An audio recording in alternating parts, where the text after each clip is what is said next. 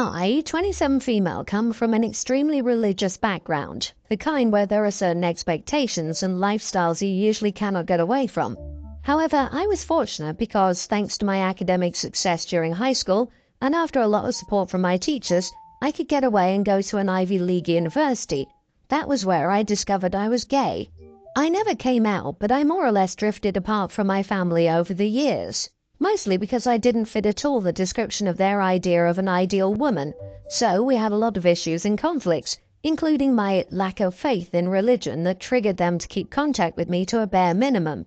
They are not accepting of any same-gender relationship, and I thought I would spare them the toxic judgmental stares from people in their community. Therefore, I didn't let them know that I was gay, that I was in love, or that I got married last year. I found out an old friend of a friend who knew us talked to my family about my wife and me. I only got a phone call from my oldest brother saying I was the filthiest idiot, a disgrace, and that I would be deemed dead from now on from my family's perspective. He also told me I stepped into another level of low by not telling them about my marriage, because then they could have cut contact sooner. My wife thinks that letting them know before we got married could have saved us a relationship with them. I've explained multiple times about the dynamic and why they told me what they did. However, I may have made a mistake. Should I have told them? Am I the idiot because I wasn't honest and lied to them for a year at least about my marriage? Your brother's call simply confirms that they aren't upset that you didn't tell them about the relationship or wedding from a "we're hurt that you felt that you couldn't share this information with us and we missed out on a beautiful memory of celebrating you and your wife" standpoint. They're upset because they couldn't repudiate you earlier with vile and hateful words. You made the right call by distancing yourself from your family. They don't sound like the type to set aside decades of misogynistic indoctrination because they choose to love and accept you unconditionally, and that is their loss. You are not the idiot. I hope that when your brother rang you and started calling you names, you laughed at him before hanging up in his ear.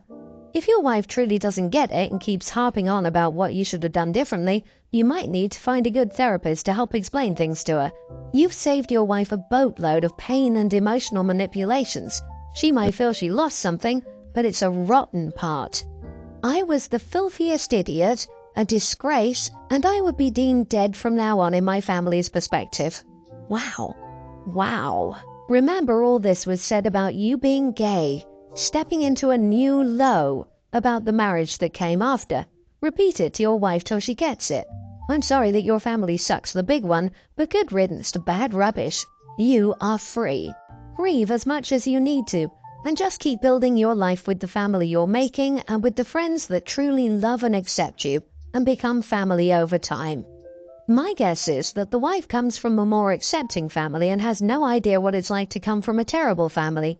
Some reasonable people are unable or unwilling to understand how unreasonable others can be. They think that with enough explanation, anything can be overcome. They're wrong, but OP may have difficulty convincing her wife of this because such people are often highly committed to such views. I hope she eventually understands not all families are like hers, and that this was probably for the best. I am not white. My husband is. We have 2 kids. This conflict concerns our oldest, Jack, kindergartner. My husband has a half-sister, Anne, 23 years old, that he's not very close to. However, she gets along very well with Jack. She sometimes offers to take him on auntie-nephew dates, which I allow as I trust her. She's great with Jack, and he adores her as well. Anne is getting married in a couple of weeks. We were all invited, but my husband couldn't get time off work, and my mother will be visiting that weekend too, so we won't be able to attend. Anne asked if we could at least let Jack attend and that she and my mother-in-law would watch him. I was hesitant, but Anne and my mother-in-law told me not to worry about it. I agreed. Then Anne told me that her father would be attending the wedding. I was surprised because she hadn't contacted him for years, but they reconnected for her wedding. In my opinion, her father isn't a very good person. He's extremely racist and very headstrong about his beliefs. He's also easily convinced by certain kinds of media, and before we even knew he was attending the wedding, my husband showed me his Facebook posts, and they were genuinely insane. I told Anne I don't know if my son will be attending anymore. She got what I meant and told me that her dad wouldn't even be able to tell Jack isn't 100% white, so I have nothing to worry about. I mean, yes, my son is white passing, but with the current climate of things, I refuse to risk it. My son will sometimes speak my language, and he's not 100% aware that he has to be careful around certain people. Anne got upset and told me that nothing would happen and that I was being paranoid. She even compared my paranoia to her father's. She then told me to think about it rationally, as the venue is a public place filled with people. I apologized and said I can't let him go. She started shouting at me and said I was ruining her wedding. She wants to spend it with everyone she loves, Jack included, and I'm ruining that by being paranoid. She then started crying, I think, before hanging up. My mother-in-law called me later saying that she swears nothing will happen to Jack and to please get over it for Anne's happiness. I said no. She told me that she hoped I'm proud of myself for breaking Anne's heart. I do feel bad, and I suppose I'm being paranoid, but am I the idiot? My husband is more hesitant about the decision, but ultimately agreed that we can't risk anything. Not the idiot. She's a white woman and she showed her true colors. It didn't take her long to bust out the white woman's tears either. Protect your son. Even hearing what that man has to say without you there to reassure and love on him could mess him up in the future. You have a right to be paranoid. Not even sure I'd use that term. Rightfully concerned sounds better when it comes to your child's safety. You're absolutely right. He's a kindergartner. Even without all this, I would have some hesitation about the situation. How on earth is the bride and the mother of the bride going to be able to watch a 5-year-old? The mother-in-law is going to have mother of the bride duties, and there will be many people there the OP doesn't know, especially since they aren't close to the bride. OP, do whatever you think is best here. She said it herself. He won't even be able to tell Jack isn't 100% white, which implies that if he did find out, there would be issues, which makes me wonder if the other child whom she doesn't interact with looks more like you, OP. Stick with your guns, and if she's getting this worked up over pre-wedding stuff, then imagine what will happen when Grandpa finds out little Jack is mixed and causes a scene on her big day. She'll probably find a way to blame you for it. She's inviting your child for selfish reasons.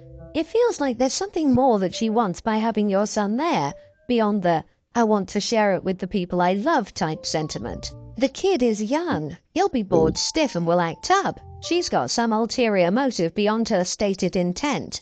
It wouldn't surprise me if she stated all sorts of things about how she's practically raised your son, and she would look bad if he weren't there, i.e. get caught in a lie. There's something more here. I have 3 kids. Harlow, teen, Alec, tween, and Max, preschooler. This is about Harlow. Harlow is from a previous marriage. She is her dad's only child, so she's the center of his world and gets his undivided attention, and he spoils her. The problem is that now she expects me to do the same as her dad, which is not possible for me. You see, I have 2 other kids who also need my attention. Last week, when she was here, she was talking to me about something that happened at school. I was busy making dinner and helping Alex study, so I got distracted and didn't listen to some of her stories. Apparently, she asked me a question, and when I didn't answer, she started screaming at me. I got mad at her and we got into a fight. She threatened that she would stay with her dad from now on if I kept being like this, and I got angry and told her with this attitude then it's maybe better that she does. She went to her room crying, and I got many texts from her dad calling me all kinds of names. Am I the idiot for dividing my time between all of my kids? Sorry, I can't listen to her all day. I have a life and other kids. Oof, lady, you're a massive gaping idiot. You're supposed to be more mature than a young teen. I don't know, maybe you could have been an adult and said something like, "Hey, I really want to hear about this, Harlow, but I can't give it my full attention while making dinner and helping with homework. So can you tell me at dinner?" You're an adult. You could model adult good manners instead of ignoring her and making her feel unwanted and secondary in her home, and then blowing up at her. You have a teenager who actually wants to talk to you about her day and life, and you can't even handle making time for that in a reasonable way. This was a big parenting failure on your part. This, like, oh, the spoiled rotten horror. My kid wants to talk to me and wants me interested in them. How did she get so unlucky as a parent? She took a kid's normal, valid emotions and made herself a victim. What an idiot. Oh, please, which young teen girl wouldn't choose to live with the fun Disney parent over their mom? Of course she gets my attention, but my point is she can't expect more attention, and this is a result of her choice. I don't like the way he's raising her. He's making her a spoiled, entitled child, and I worry about her future. My younger kids are actually very understanding of my situation. Even my toddler knows that he needs to share my attention with his siblings sometimes. Arlo is the only one who can't understand that. It's not my fault that she doesn't get enough undivided attention. She did it to herself when she chose to live with her dad. How often should I give her undivided attention when I see her 2 days a month? This is just how much she gets, and she did it to herself. I'm not punishing her, but actions have consequences. This lady just admitted she spends 2 damn days a month with this girl. Invalidated her whole damn post. 2 days a month, and this girl is spoiled rotten for wanting to be prioritized in those 2 days while her other kids get her to themselves almost exclusively. She's bitter as heck towards the dad and says it's her daughter's fault for getting no one-on-one time. Yikes. Some people really shouldn't be parents. She is clearly one of them. Clearly she doesn't even see how she is the issue here. I feel for the daughter. I know exactly what it's like to have a mother like this. I'm glad the daughter is in a safer environment.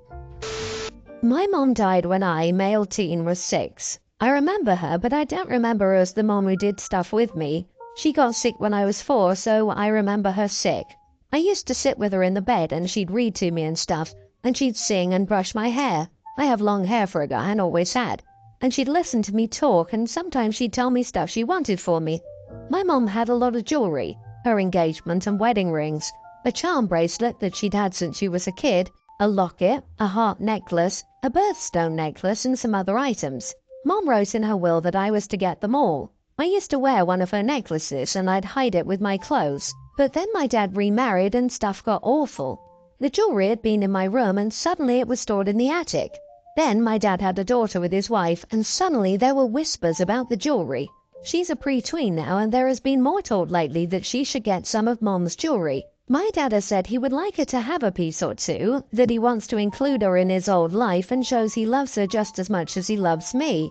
He often tells his daughter that my mom is sort of like her aunt, and that she would have loved her, and she'd be so glad his little girl could wear her jewelry. I told my dad it wouldn't happen, and all of it was mine, like Mom wrote in her will. My dad was always like, it doesn't have to be a fight, we can discuss it more over time, and maybe let his daughter see it so she could decide if she likes any piece in particular. My dad's wife told me it would be a beautiful symbol of our family being truly united. She spun this idea that the story that I wanted my baby sister to have a piece of my mom and to share my mom with her and prove that I love her as a sister and not just a half-sister or a daughter of my dad would be the most incredible story ever. She said it would make her daughter feel so special. I freaked out that they would give her something against my wishes, so I spoke to someone I trust and I got the jewelry out of the house, and with said person, I trust them 1,000,000%. My dad didn't notice for a while, but then when he was getting the Halloween decorations down, he was like, "What the heck?" He asked me where I put them, and I said he would never know. His wife was angry, and she told me I destroyed what could have been a beautiful gesture and story. My dad told me I was a selfish little brat and how disappointed he was in me. He said he wanted to share a piece of Mom with his daughter, and why couldn't I let him do that with one single piece? I told him because the jewelry was mine. Mom wanted that. He said taking it out of the house behind his back was still wrong. He grounded me for a couple of weeks because of it. He's still mad at me too. Am I the idiot? Not the idiot. His new daughter has nothing to do with his old wife. Tell him to open his wallet and release the moths to buy something for her if he feels compelled. The fact that your mom had to leave her jewelry to you in her will says she knew your dad would pull this. My husband would give every bit of jewelry to our daughter if I was gone. No will needed. I'm glad you were able to salvage it before they stole it from you. That's what they were going to do. This was a gift from your mother to you. That's all you have left of your mother. These items have special meaning to you, not to your half-sister. I'm glad you found someplace safe for them. Don't give in. His grounding you because you wouldn't give up your mother's things shows how little he cares about you and that your half-sibling is more important. This sounds like an attempt to appease a jealous wife to me. If the jewelry is super nice and valuable, that would make sense. OP, your stepmother is not interested in a beautiful story. She's interested in getting her daughter a nice little valuable item as an investment. They have no claim to it. But I'd deposit the jewelry into a bank ASAP to be on the safe side. Basically, I, female 27, have 2 sisters who I'll call Bianca, 29, and Julia, 26. Julia is dating Christopher,